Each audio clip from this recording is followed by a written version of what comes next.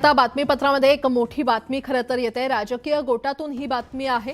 विधानसभा निवडणुकीमध्ये दणदणीत यश मिळाल्यानंतर एकनाथ शिंदे यांनी त्यांचं आता मिशन मुंबई महापालिका असं सुरू झालेलं आहे आणि शिवसेनेनं आता मुंबई महापालिका निवडणुकीच्या तयारीला सुरुवात केलेली आहे। आगामी मुंबई महानगरपालिका निवडणुकीच्या अनुषंगाने उपमुख्यमंत्री एकनाथ शिंदे यांनी शिवसेना पदाधिकाऱ्यांची बैठक घेतली।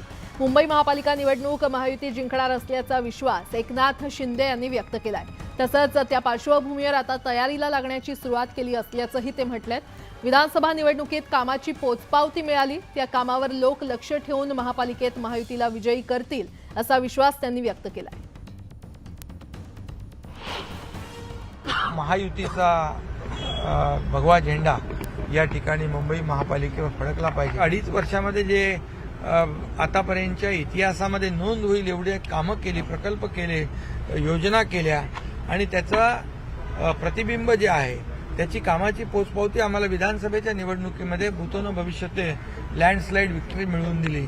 तशाच प्रकारचं आम्ही कामाच्या जोरावर मुंबई महापालिका गेल्या 2.5 वर्षामध्ये मुंबईसाठी केलेली जी कामं आहे ही कामं लोक लक्षात ठेवतील आणि मुंबई महापालिकेमध्ये महायुतीला प्रचंड विजय मिळेल अशा प्रकारचा विश्वास या ठिकाणी व्यक्त केलेला आहे।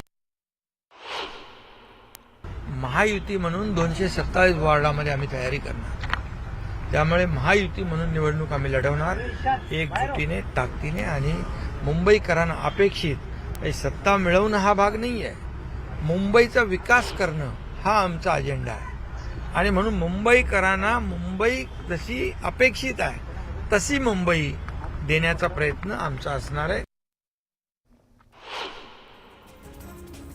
नवाब मलिकांविरोधातील प्रकरणाचा तपास 4 आठवड्यात पूर्ण करू अशी हमी मुंबई पोलिसांनी हायकोर्टात दिलेली आहे। अॅट्रॉसिटी गुन्ह्यात नवाब मलिक यांच्यावर कारवाई का नाही असा सवाल समीर वानखेडे यांनी दाखल केलेल्या याचिकेतून करण्यात आला होता। त्या याचिकेवर सुनावणी झाली आणि त्यावेळी मुंबई पोलिसांनी ही हमी दिली आहे।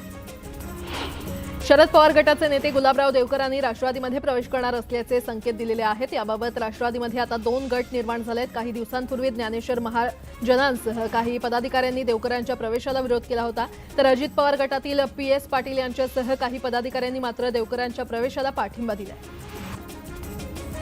शिवसेनेच्या मुंबईतील आजी-माजी आमदार, खासदार आणि नगरसेवकांची रामटेक बंगल्यावर महत्त्वाची बैठक पार पडली। आगामी मुंबई महानगरपालिका निवडणुकीच्या अनुषंगाने उपमुख्यमंत्री एकनाथ शिंदे यांनी उपस्थितीत पदाधिकाऱ्यांना मार्गदर्शन केलं।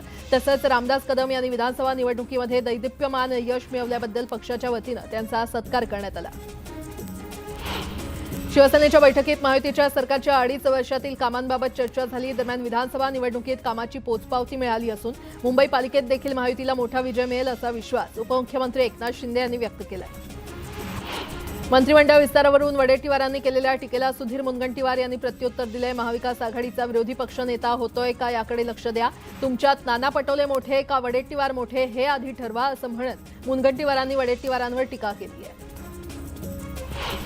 लाडकी बहीण योजनेच्या निकषांमध्ये बदल करण्याचा कुठलाही आदेश काढला नसल्याची माहिती अदिती तटकरे यांनी दिली आहे। दरम्यान लाडकी बहीण योजना सुरू राहणार असून योजनेबाबत कुठलीही शंका ठेवू नये असं आवाहन त्यांनी केलंय। राज्य सरकारच्या मंत्रिमंडळ विस्तारात महिलांना चांगली संधी देण्यात येईल असा विश्वास आमदार श्वेता महाले यांनी व्यक्त केला आहे। हे सरकार लाडक्या बहिणींची खूप काळजी घेतं असंही त्या म्हटलंय। मुख्यमंत्री देवेंद्र फडणवीस कार्यक्रमानिमित्त नवी मुंबईमध्ये आले होते। MIDC परिसरात आयोजित केलेल्या साकेत महायज्ञ समारंभात फडणवीसांनी हजेरी लावली। दरवर्षी या महायज्ञाचं आयोजन केलं जातं। प्रगती पुस्तकाच्या अहवालानुसार संजय राठोड मंत्रिपदाच्या रेसमध्ये नापास झाल्याच्या चर्चा माध्यमांमध्ये येत आहेत आणि मात्र मी 24 तास जनतेच्या सेवेमध्ये असतो, त्यामुळे मी नापास होऊ शकत नाही असा विश्वास संजय राठोड यांनी व्यक्त केला आहे। पंढरपूर जिल्ह्यातील लक्ष्मी टाकळी येथील ग्रामपंचायतीच्या वतीनं ईव्हीएमच्या समर्थनार्थ ठराव मंजूर करण्यात आला। ईव्हीएमच्या समर्थनार्थ ठराव करणारी पंढरपूर तालुक्यातील टाकळी ग्रामपंचायत पहिलीच ग्रामपंचायत ठरली।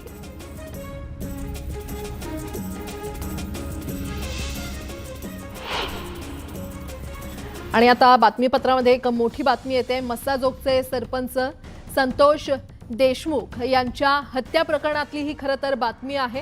या प्रकरणाच्या निषेधार्थ आज बीड जिल्हा बंदची हाक देण्यात आलेली आहे। मुख्य आरोपीला अटक करावी या मागणीसाठी सर्व पक्ष संघटनांच्या वतीनं जिल्हा बंदचं आवाहन करण्यात आलंय।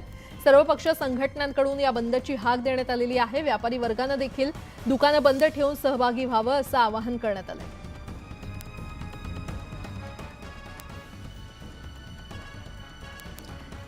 तर मुख्य आरोपीला अटक करण्याची मागणी करत आज बीड जिल्हा बंदची हाक देण्यात आलेली आहे। सर्व राजकीय पक्ष संघटना आक्रमक झालेल्या पाहायला मिळत आहेत।